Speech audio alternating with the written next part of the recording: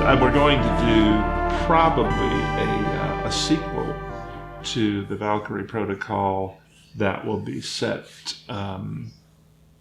in a Imperial Roman-based spur universe. And one real problem I've got is we need to do a book where entire universes aren't destroyed. Okay. Can you do that now? Yeah, we can do that. But see, what I originally had in mind for this series was to do more of police procedurals, okay, on a trans-dimensional scale. Okay. But I had also envisioned there being a lot more alternate universes than Jacob and I have come up with on the theory that he's worked out for how these universes split. There's two ways to look at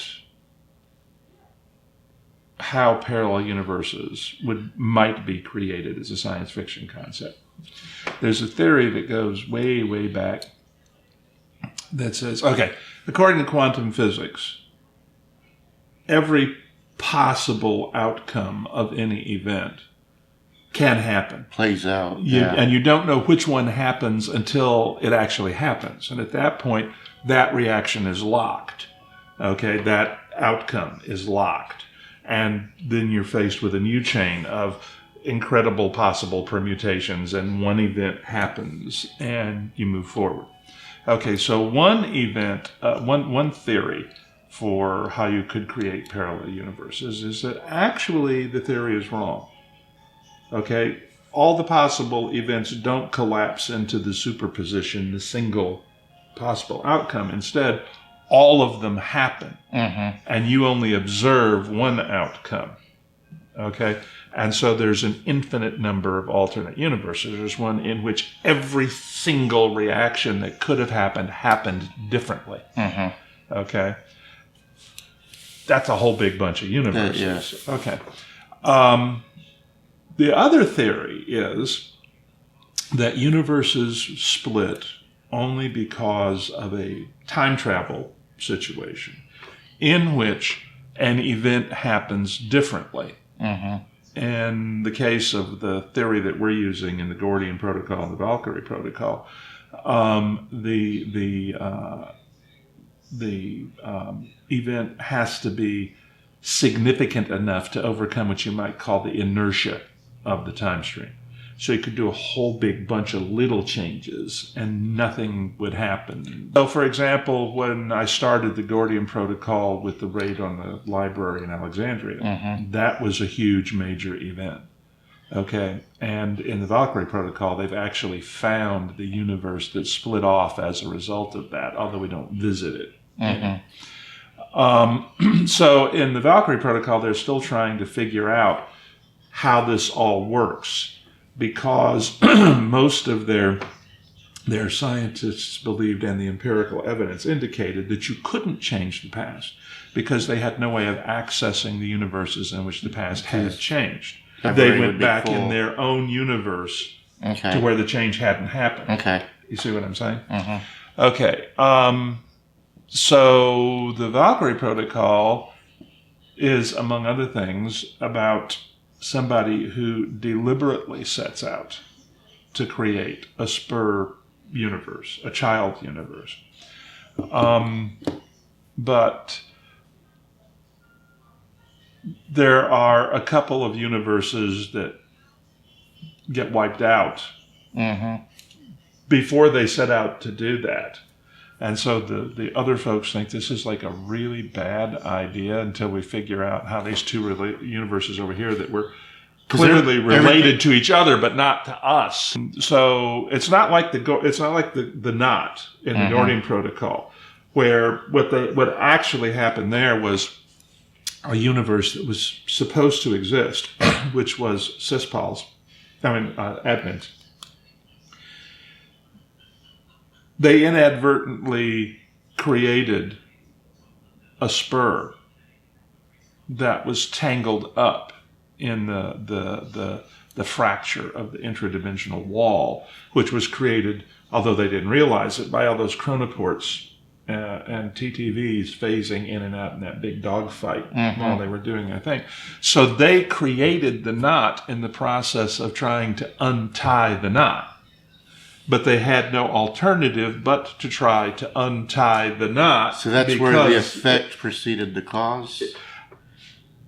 It gets a little complex. As a matter of fact, I think Rayburn says exactly that to somebody trying to explain what happened. It's complicated, you know. But I really like the Valkyrie Protocol. And one of the cool things about working with Jacob on it is that we have discussions about possible plot concepts. And then he goes away and he comes back with, you know, what if we did it this way, you know, kind of thing. And he pushes me in a good way into things that I hadn't really contemplated when I first had the concept for this novel, this series. Things I hadn't contemplated at all when I first had this series. That's the whole idea behind doing a collaboration, okay? And that's why you pick a partner who you think will have that effect. You know, now if you're inserting somebody into an existing series, then you have to be sure that everybody's going to be on board with respecting the framework of an already existing series. But when you're creating a new series from the ground up, the more serendipitous sparks you can strike off of one another, the better. I just have to deal with Jacob's penchant for blowing up entire universes. I mean, you know. Well, seriously, one of the problems with doing too much of that is that if you keep writing books about the apocalypse, okay, you kind of have to keep looking for a bigger and a better apocalypse. Different ways, yeah. You know, and blowing up a universe is actually about as big and as bad as it gets when you come right down to it. What's probably going to happen is we're looking at two threads in the Gordian Protocol universe. One will be closer to the original police procedurals that I had envisioned, in which you have people who are committing crimes or inadvertently screwing up using the technology that's involved. And our guys are going to be trying to catch the criminal, fix the problem, whatever.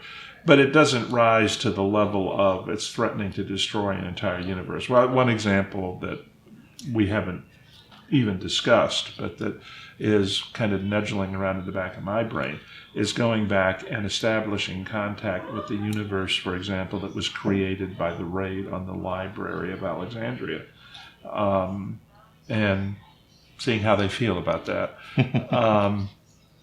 Other, things like that. Another is the possibility of somebody who uses, let's say, time travel to murder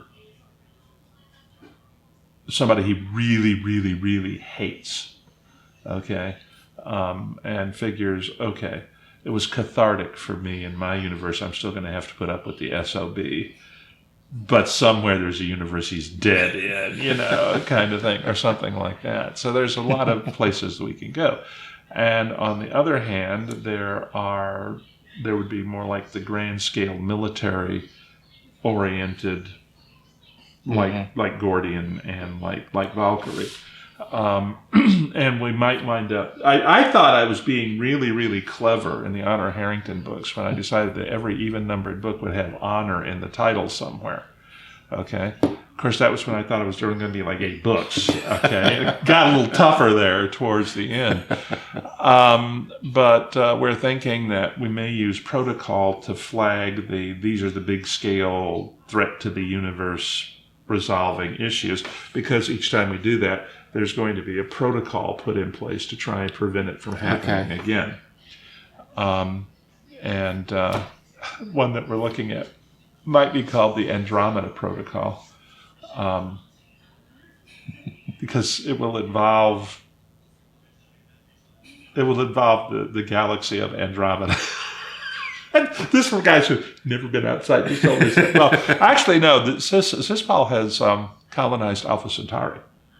That is right. Yeah. Yeah. But only with... Because you got to send your consciousness. Only with synthoids. Yeah. Okay. Yeah. But it's I like the books. I like the